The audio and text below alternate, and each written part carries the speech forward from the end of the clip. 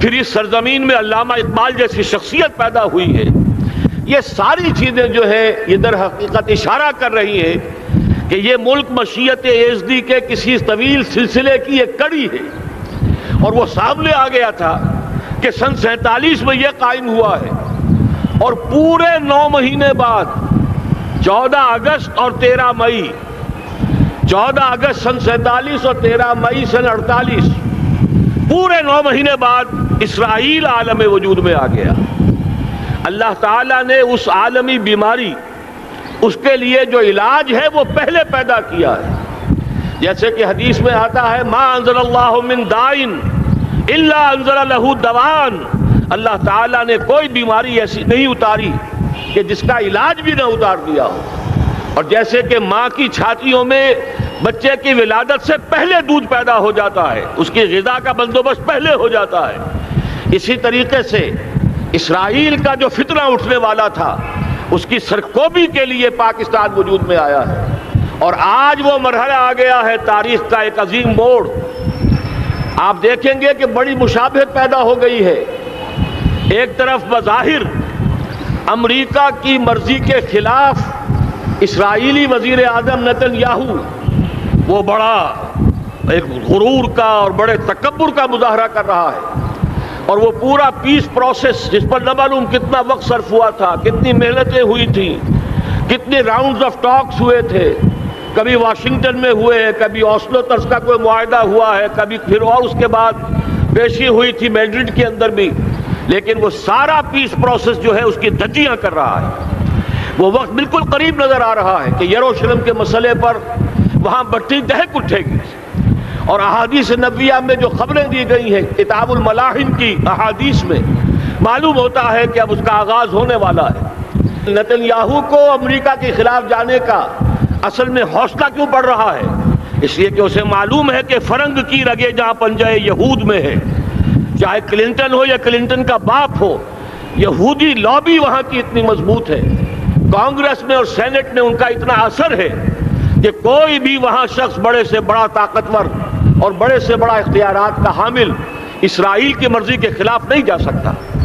یہی معاملہ یہاں نظر آ رہا ہے. بظاہر تو ناراضگی کا اظہار ہوا ہے، لیکن یہ بات اب تو کھلتی چلی جا رہی ہے. حقیقت یہ ہے کہ یہود اور ہنود کا بڑا گہرا لنک قائم ہو چکا ہے، اور یہ بھٹیاں اب دونوں طرف دہکیں گی. میں اس سے پہلے بارہا کہہ چکا ہوں، ملت اسلامیہ تقریباً 150 کروڑ افراد پر مشتمل ہے، لیکن اس میں سے تقریباً 20 کروڑ عرب ہیں. ان کو اللہ نے خصوصی فضیلت دی تھی. یہ تھے کہ جن کی زبان میں قرآن نازل ہوا، خود محمد عربی صلی اللہ علیہ وسلم عرب تھے، انہیں جو فضیلت عطا کی تھی. لیکن بدقسمتی سے اس دور میں آ کر بھی انہوں نے آزادی حاصل کرنے کے بعد بھی اپنا قبلہ درست نہیں کیا. کسی نے ماسکو کی طرف رخ کیا، کسی نے واشنگٹن کا رخ کیا، اللہ اور اس کے رسول کی طرف رخ نہیں ہوا. واقعہ یہ ہے کہ مجرم ہیں. دوسرے بڑے مجرم 150 کروڑ میں سے 10% یہ 15 کروڑ مسلمان ہیں. حالیہ جو سینسس ہمارا ہوا ہے اس کے بعد اندازہ ہو رہا ہے کہ یہاں کی آبادی 15 کروڑ ہو چکی ہے. 10% امت مسلمہ کا مسلمانہ نے پاکستان ہے، اور یہ اس اعتبار سے کہ اسلام کے نام پر ملک بنا کر نصف صدی گزار چکے، لیکن یہاں پر اسلام کا بول بالا نہیں ہوا، کتاب و سنت کی بالا دستی کر اعلان نہیں ہوا. دستور میں ساری اسلامی دفعات موجود، لیکن اس کے ساتھ ہی ایسے خلا موجود، چور دروازے موجود کہ کوئی دفعہ بھی مؤثر نہیں ہے. یہ منافقت کا پلندہ لے کر ہم چل رہے ہیں اس دستور کو، اس دستور مملکت پاکستان کو. لہذا واقعہ یہ ہے کہ یہ بھٹی جو ہے اب ہماری آزمائش کے لیے آگ آد ابراہیم ہے، نمرود ہے. کیا کسی کو پھر کسی کا امتحان مقصود ہے؟ اس لیے میں نے وہ آیت بھی آپ کو سنائی، وَلَنَّبْلُوَنَّكُمْ بِشَيْءٍ مِّنَ الْخَوْفِ وَالْجُوعِ. آج کی صورتحال پر غور کیجئے، کس درجے یہ الفاظ ہمارے جو ہیں وہ ثابت ہو رہے ہیں اور جس اپلائی ہو رہے ہیں. ایک خطرہ پیدا ہو چکا ہے. واقعہ یہ ہے کہ کوئی کرائسس ہو، کوئی خطرہ ہو، کوئی اندیشہ ہو تو قوم جاگ جایا کرتی ہے. اور اس کے بعد حقیقت یہ ہے اگر ہم نے جرأت کر لی، اور مجھے یقین ہے کہ ہو جائے گا، کچھ لیت و لال ہے، کچھ تاخیر ہے، حکومت کے کچھ اعلانات دو طرفہ سے بھی آ جاتے ہیں، لیکن مجھے یقین ہے یہ دھماکہ ہوگا، یہ مشیت ازدی ہے، یہ شدنی امر ہے، یہ ہوگا۔ اور اس کے بعد یقیناً اس آیت مبارکہ کا دوسرا لفظ ہم پر منطبق ہوگا، وَلَنَبْلُوَنَّكُمْ بِشَيْءٍ مِّنَ الْخَوْفِ وَالْجُوعِ۔ یہاں دوسرا لفظ بھوک کا لفظ ہے، ہم پر سختیاں آئیں گی یقیناً۔ الکفر ملت واحدہ، پوری دنیا امریکہ کی زیر سرپرستی ہمارے خلاف کھڑی ہوگی، ہمارے اوپر پابندیاں لگیں گی، لیکن شاید ہمارے جذبہ ایمانی کو بیدار کرنے کے لیے اللہ تعالیٰ اسی کو ذریعہ بنا دے، اور پھر اس کے ذریعے سے پورے عالم اسلام میں عوامی سطح پر جو ہمدردی پیدا ہوگی پاکستان کے ساتھ، اس کے آثار شروع ہو گئے ہیں۔ کبھی قطر کی طرف سے خبر آ رہی ہے، کبھی الاحرام کا جو ہے وہاں بات سامنے آ رہی ہے۔ معلوم ہو رہا ہے کہ جو بھی پبلک اوپینین ہے پورے عالم اسلام میں، اس کی وجہ کیا ہے؟ میں نے اپنے پچھلے جمعے کے خطاب میں عرض کیا تھا کہ جیسے پاکستان سلطنت خداداد پاکستان ہے، ایسے ہی اس کی ایٹمی صلاحیت یہ بھی خداداد ہے، اللہ نے چھپر پھاڑ کر ہمیں دی ہے۔ ایسا نہیں تھا کہ ہم نے لیبارٹریاں بنائی ہوں، ہمارے سینکڑوں اور ہزاروں سائنسدان ریسرچ میں لگے ہوئے ہوں، نہیں، اچانک اللہ تعالیٰ کی طرف سے ہمیں ایک نعمت غیر مترقبہ عطا ہو گئی ڈاکٹر عبدالقدیر کی شکل میں۔ پھر نہ معلوم کس کس ذریعے سے اس پروگرام کو آگے بڑھانے کے لیے جن پرزوں کی ضرورت تھی، کس کس ذریعے سے وہ پرزے یہاں پہنچے ہیں، یہ بھی خالص خداداد صلاحیت ہے، اور اس کو سمجھ لینا چاہیے کہ یہ ہمارے لیے ایک فرض کفایہ کے درجے میں ہے پوری امت مسلمہ کی طرف سے۔ اس کی وجہ کیا ہے؟ پورے عالم اسلام میں کہیں اور یہ صلاحیت موجود نہیں۔ کچھ ایٹمی دانت نکلنے کا امکان پیدا ہوا تھا عراق میں، آپ کو معلوم ہے کئی سال پہلے اسرائیل کے جیٹس آئے اور اس کی ایٹمی تنصیبات کو تہس نہس کر کے چلے گئے۔ اس کے بعد جو کچھ ہوا ہے خلیج کی جنگ میں، اس کا اگلا پچھلا کھایا پیا سارا اگلوا دیا، اور اس کے لیے جو پابندیاں ہیں شدید سے شدید تر ابھی تک چلی آ رہی ہیں۔ تو اچھی طرح سمجھ لیجئے کہ پورے عالم اسلام میں صرف ایک پاکستان ہے، پوری دنیا میں صرف ایک ملک ہے جو اسلام کے نام پر بنا، پورے عالم اسلام میں صرف ایک ملک ہے جس کے پاس ایٹمی استعداد ہے۔ ان دونوں چیزوں کو سامنے رکھیے تو پھر مشیت ازدی میں مختلف چیزیں جو اللہ تعالیٰ کی اس تدبیر کے اندر موجود ہیں، اس کی کچھ نہ کچھ کڑیاں جو ہے ملتی نظر آتی ہیں۔ لہذا اگر یہ معاملہ اب ہو جاتا ہے تو یقیناً اگرچہ سختی آئے گی، وَلَنَبْلُوَنَّكُمْ بِشَيْءٍ مِّنَ الْخَوْفِ وَالْجُوعِ، لیکن ایک تو یہ کہ اس قوم کے اندر سے انشاءاللہ جذبہ ایمانی برآمد ہوگا، اس قوم کے اندر سے ایثار اور قربانی کے جذبات برآمد ہوں گے، پورے عالم اسلام کی اخلاقی سپورٹ اسے حاصل ہوگی۔ اور میں یہ سمجھتا ہوں کہ جیسے نوائے وقت نے بھی بہت اچھا کیا، کل یا پرسوں کے اپنے جو سر وقت پر وہ احادیث شائع کر دی ہیں، جن میں سے دوسری حدیث بڑی معنی خیز ہے۔ حضور نے فرمایا اصابتان احرزہم اللہ من النار، دو لشکر ایسے ہیں کہ جن کو اللہ تعالیٰ نے جہنم کی آگ سے چھٹکارے کا پروانہ دے دیا، وہ لشکر جو ہیں وہ جہنم کی آگ سے چھٹکارا پا گئے، احرزہم اللہ من النار۔ وہ دونوں لشکر کون سے ہوں گے؟ اصابت یغزو الہند، ایک وہ کہ جو ہندوستان پر حملہ آور ہوگا، اور دوسرا وہ جو حضرت مسیح علیہ السلام کے ساتھ جبکہ ان کا نزول ہوگا، اور اللہ تعالیٰ ایک مجدد، اس آخری دور کے مجدد کی حیثیت سے حضرت مہدی کو بھی ہمارے درمیان میں سے اٹھائے گا، اور پھر جو آخری فیصلہ کن جنگ ہوگی الملحمۃ العظمیٰ، اس کے لیے یہاں سے فوجیں جائیں گی ان کی مدد کے لیے۔ اب ان دونوں فوجوں کو ایک حدیث میں جمع کرنے سے اندازہ کر لیجئے کہ اس کا مطلب کیا ہے۔ یہ علاقہ پاکستان اور اس سے ملحق افغانستان، یہ علاقہ ہے کہ جو اسلام کا گہوارہ پہلے بنے گا، یہاں سے فوجیں جائیں گی، اور دائیں بھی اور بائیں بھی، مشرق میں بھی اور مغرب میں بھی، اور یہیں سے انشاءاللہ تعالی اسلام کا جو عالمی غلبے کا جو وعدہ ہے اللہ کا، کی خبر دی ہے محمد رسول اللہ صلی اللہ علیہ وسلم نے، لا يبقى على الارض بیت وبر ولا مدر الا ادخلہ اللہ کلمۃ الاسلام، اس روئے ارضی پر کوئی گھر بچے گا نہ خیمہ بچے گا جس میں اللہ تعالیٰ کلمہ اسلام کو داخل نہ کر دے۔ وہ حدیث کے جس کے بارے میں فرمایا گیا، حضور نے ارشاد فرمایا، حضرت ثوبان سے روایت ہے کہ اللہ تعالیٰ نے میرے لیے ساری زمین کو سمیٹ دیا۔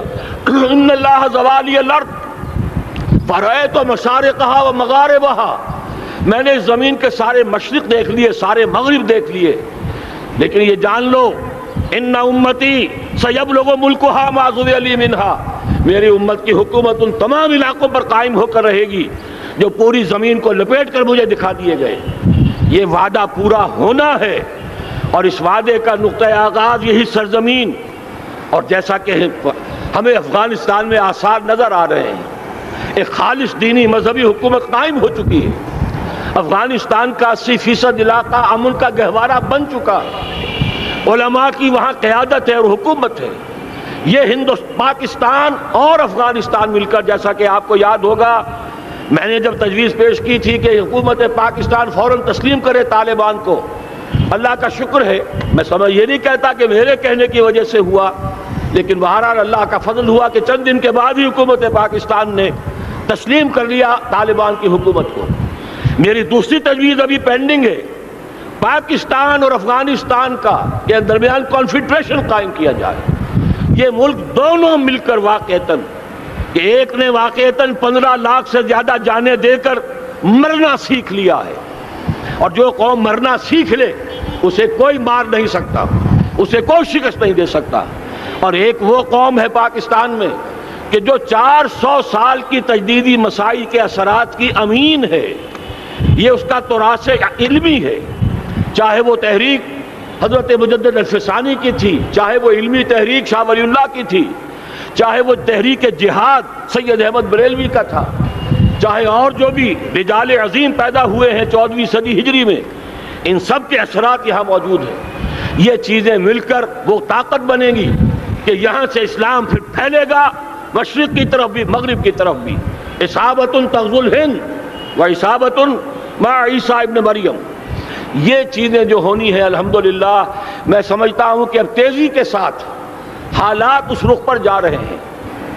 کہیں فرمایا ان ینصرکم اللہ فلا غالب لکم، اگر اللہ تمہاری مدد کرے تو کوئی تم پر غالب نہیں آ سکتا، وہیں یخذلکم، اور اگر خدا نہ خواستہ اللہ تعالیٰ ہی اپنی مدد تم سے کھینچ لے، واپس لے لے، سلب کر لے، ان یخذلکم، تمہیں چھوڑ دے، فمن ذا الذی ینصرکم من بعد، تو پھر کون ہے جو تمہاری مدد کر سکے گا۔ اس مرحلے پر سیاسی جماعتیں اپنے جو ان کا مزاج ہے اس کے مطابق چاہتی ہیں کہ کیپٹلائز کریں، پولیٹیکل مفادات حاصل کریں۔ بہرحال میرے نزدیک ایک کنسنسس ہونا چاہیے، ایک نقطے کا دھماکہ ہونا چاہیے، اور نمبر 2 اللہ اور اس کے رسول کے ساتھ صلح اور اللہ کی مدد کی ضمانت حاصل کرنے کے لیے کتاب و سنت کی ٹوٹل بالادستی، پورے دستور پاکستان میں کوئی شے اس کے منافی ہو اس کو نکال کر باہر کر دیا جائے، نفاق سے پاک کر دیا جائے۔ جیسے دعا ہے اللہم ربنا طہر قلوبنا من النفاق، اسی طرح دعا مانگیے کہ اللہ ہمارے ملک کے دستور کو نفاق سے پاک کر دے، اور وہ ساری ترامیم جن کا کہ ہم نے ایک مہم بھی چلائی تھی، وہ ترامیم جس کا تقریباً وعدہ کیا تھا نواز شریف صاحب نے، جس کے لیے 2 مرتبہ ایک محفل میں کہا تھا راجہ ظفر الحق صاحب سے کہ راجہ صاحب پھر تیاری کیجئے اور دستور کی ترمیم کا بل تیار کیجئے، لیکن یہ کہ معلوم ہوتا ہے کوئی بڑا ہاتھ ایسا تھا جس نے روک دیا ہے۔ یہی ہاتھ ہے جو آج ہمیں ایٹمی دھماکہ کرنے سے روک رہا ہے۔ ہمیں چاہیے کہ یہ دونوں دھماکے بیک وقت کریں، اور ان دونوں دھماکوں کے بعد پھر چاہے دنیا کی کوئی طاقت ہماری دشمن بن جائے، ہمارے لیے اللہ تعالیٰ کی مدد و نصرت ہوگی۔ وَلَنَبْلُوَنَّكُمْ بِشَيْءٍ مِّنَ الْخَوْفِ وَالْجُوعِ وَنَقْصٍ مِّنَ الْأَمْوَالِ وَالْأَنفُسِ وَالثَّمَرَاتِ وَبَشِّرِ الصَّابِرِينَ الَّذِينَ إِذَا أَصَابَتْهُم مُّصِيبَةٌ قَالُوا إِنَّا لِلَّهِ وَإِنَّا إِلَيْهِ رَاجِعُونَ۔ تو قوم انشاءاللہ تعالی، میں یہ سوچا کرتا تھا قوم مردہ ہے، بے حس ہو چکی ہے، دین سے عام طور پر بیزاری پیدا ہوتی جا رہی ہے، جو ہمارے دینی قیادت ہے اس سے بھی لوگوں کے اندر مایوسی پیدا ہو رہی ہے۔ کیسے ہوگا؟ میں نے بارہا کہا جب میں یہ شواہد دیکھتا ہوں جو حدیث میں ہے، جس کی خبریں دی گئی ہیں، 400 سال کی تاریخ دیکھتا ہوں، تو مجھے پاکستان کا مستقبل بہت شاندار نظر آتا ہے۔ یہ تو مشیت ایزدی میں کسی بہت اہم رول کو پلے کرنے کے لیے قائم ہوا ہے۔ جب میں زمینی حالات کو دیکھتا ہوں تو مایوسی ہوتی ہے، لیکن میں یہ سمجھتا ہوں کہ وہ وقت آ گیا ہے کہ جس میں یہ قوم جھنجھوڑی جائے۔ ایک دفعہ کا یہ جھنجھوڑا جانا انشاءاللہ تعالی ہمارے بہت سے دل اندر دور کر دے گا۔ آخر چینی کیا تھے؟ ایک 10 صدی پہلے کے چینی افریقی قوم آج کہاں سے کہاں پہنچ گئی ہے۔ ہمارے اندر بھی چاہے یہ کہ اوپر راکھ ہے، اندر چنگاریاں ہیں، ان چنگاریوں کے بھڑکنے کا وقت آ گیا ہے، اور انشاءاللہ العزیز اسی ایٹمی دھماکے سے اس پورے عمل کا جو ہے آغاز ہو جائے گا، جس سے یہ سرزمین پاکستان اسلام کا گہوارہ بنے، اور پھر یہاں سے پوری دنیا میں اسلام کے غلبے کی جد و جہد کا آغاز کیا جائے۔ بس میں اسی پر اتفاق کر رہا ہوں۔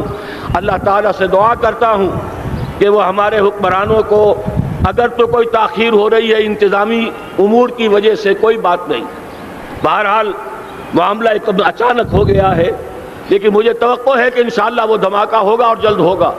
اگر کوئی تذبذب ہے تو ہم اللہ تعالیٰ سے دعا کریں گے وہ نواز شریف صاحب کے دل کو پھیر دے اور اس کے اندر استقامت پیدا کر دے، اور دوسرے یہاں کی سیاسی جماعتوں کو بھی یہ توفیق دے کہ کوئی اور سیاسی مسئلہ اس وقت نہ اٹھائیں، اور جو بھی یہاں پہ مذہبی اور دینی عناصر ہیں انہیں اللہ توفیق دے کہ وہ اس دھماکے کا مطالبہ کرنے کے ساتھ ساتھ، بلکہ میں یہ سمجھتا ہوں کہ اس سے بھی زیادہ زوردار انداز میں دستور پاکستان سے منافقت کے خاتمے اور کتاب و سنت کو سپریم لا قرار دینے کی ترمیم جو ہے اس کا دھماکہ بھی کیا جائے۔ اللہ تعالیٰ ہمیں اس کی توفیق عطا فرمائے۔